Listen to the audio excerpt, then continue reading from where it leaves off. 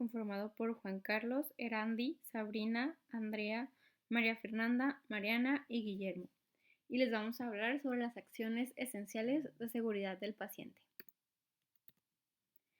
Comenzando con la identificación del paciente, que esto es primordial en la atención salud y corresponde a la primera parte del expediente clínico. Esta sirve para prevenir y disminuir errores durante la atención médica. También evita exponer a los pacientes a riesgos innecesarios o a procedimientos no programados que podrían tener consecuencias para los pacientes, que podrían ser desde incidentes menores, secuelas permanentes o incluso la muerte. Esto beneficia al paciente ya que facilita que lo reconozcan y disminuye la posibilidad de errores ya mencionados, y además de que brinda seguridad al paciente de que sus médicos lo reconocen. Se lleva a cabo con un brazalete donde se incluyen sus datos personales, al menos el nombre completo y la fecha de nacimiento. También puede llevar el número de cama, el diagnóstico, características de la persona y su nombre. Lo más común cuando existe una falla en la identificación del paciente es que ocurran errores en la administración de los medicamentos, intervenciones quirúrgicas, pruebas diagnósticas, transfusiones sanguíneas, realización de procedimientos y en los egresos de los recién nacidos.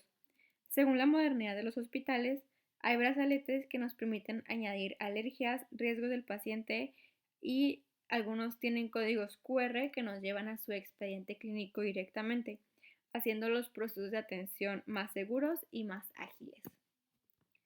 En cuanto a la comunicación efectiva, hay que saber que esta es oportuna, precisa, completa, inequívoca y comprendida por quien la recibe. Esto, en conjunto, disminuye los errores y mejora la seguridad del paciente. Se debe de contar con una bitácora específica para el registro de las órdenes verbales y o telefónicas, y esta bitácora se ubicará en la central de enfermería de cada servicio del hospital. Viene del proceso verbal de escuchar, escribir, leer, confirmar, transcribir, confirmar y verificar. Esto significa que el personal de salud que emita o reciba cualquier indicación verbal o telefónica debe cumplir el siguiente proceso que voy a mencionar. La persona que reciba la orden deberá escucharla atentamente y debe escribirla en la bitácora. La persona que recibe la orden debe de leer la orden a la persona que la emitió, y la persona que emitió esta orden debe confirmar que la información es correcta. La persona que recibió la orden debe transcribirla de la bitácora al expediente, y la persona que emitió la orden finalmente debe confirmarla y verificar que se encuentra en el expediente clínico y firmarla.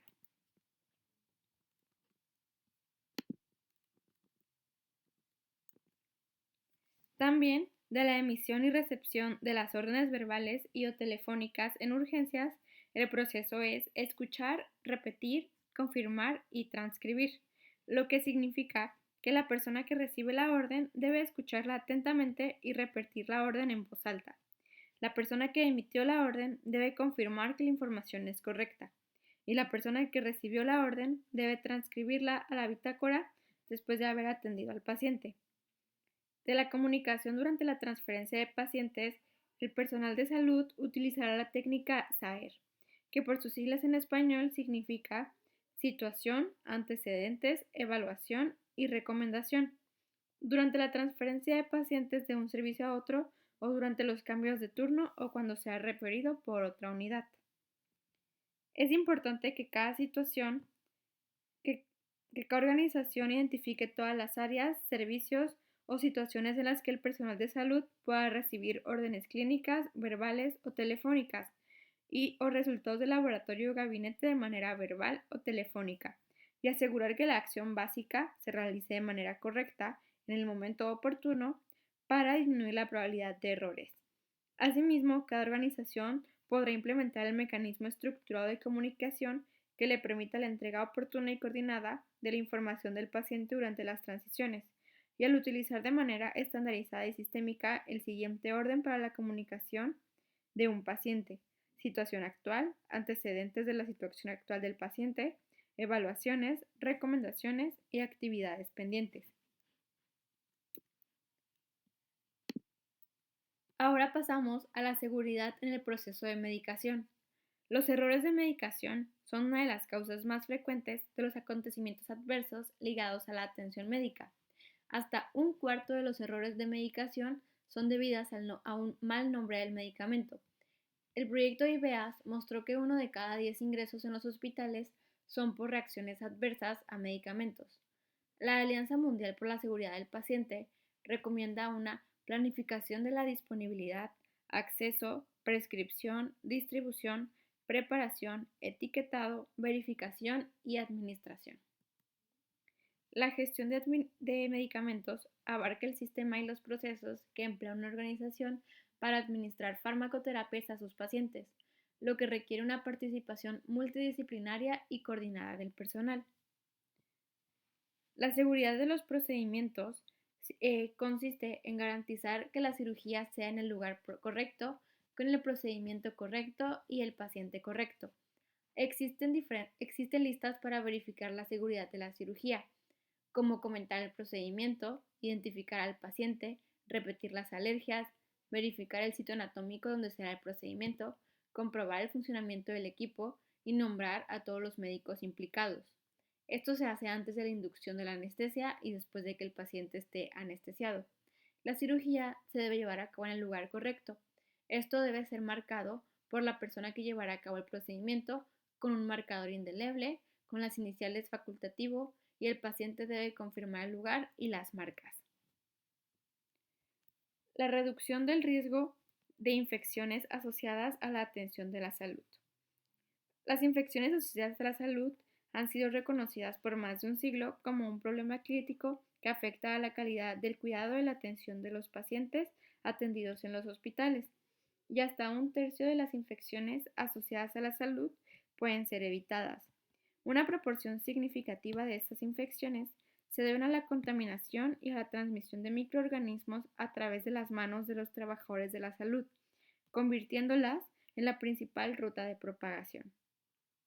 La higiene de manos se ha encontrado con diferentes limitaciones para su cumplimiento, empezando por el escepticismo de algunos grupos de profesiones de la salud, la falta de conocimiento y capacitación, la falta de tiempo, la carga de trabajo, la disponibilidad de insumos e infraestructura, la difusión de pacientes en los establecimientos de atención médica, la falta de integración y de participación en los diferentes niveles, como el personal de salud, los responsables del establecimiento o bien los responsables de diferentes instituciones.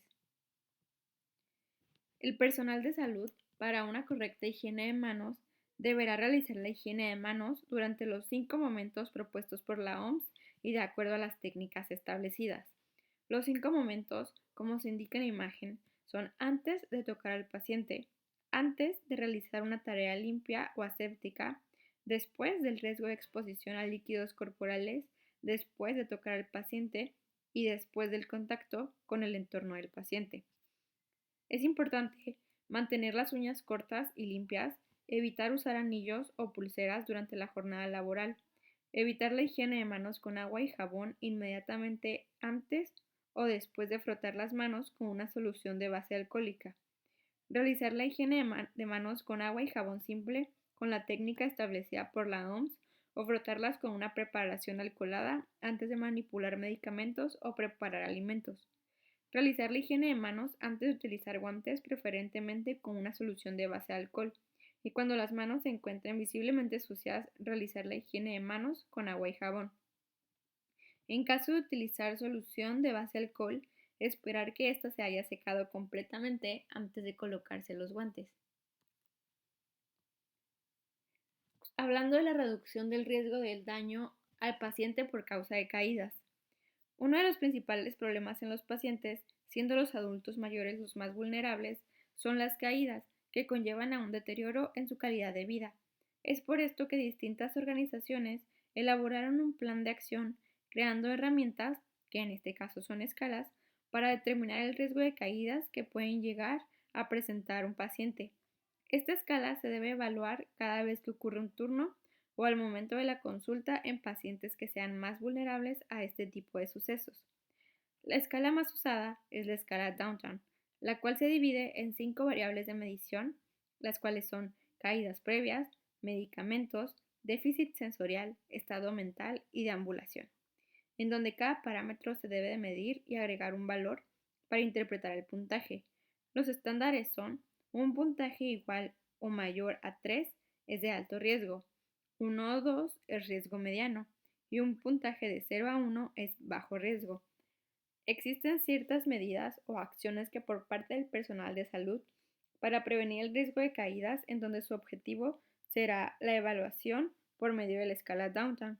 Y las acciones generales son la implementación de barandales en camas, colocar timbres de ayuda al alcance del paciente, una buena iluminación del cuarto, acercar aditamentos, una silla de ruedas o los bastones, y ayudar en la regadera al bañarse con utilización de sandalias antiderrapantes. Asimismo, en pacientes pediátricos hay que informar a los familiares que deben permanecer en la cama con barandales y el freno colocado. Siempre deben ser acompañados al baño y tener una habitación bien iluminada. Las acciones que pueden ser tomadas por parte del hospital son el área de baños y regaderas con barandales, regaderas con piso y tapete antiderrapante, áreas de tránsito deben estar libres, todos los espacios deben estar bien iluminados, mantener pisos secos y en caso de limpieza señalarlos con letreros de no pasar. Para terminar, vamos a mencionar que el Día Mundial de la Seguridad del Paciente es el 17 de septiembre del 2020. Ese ya se comenzó. Y ahora para terminar, aquí está nuestra bibliografía. Gracias.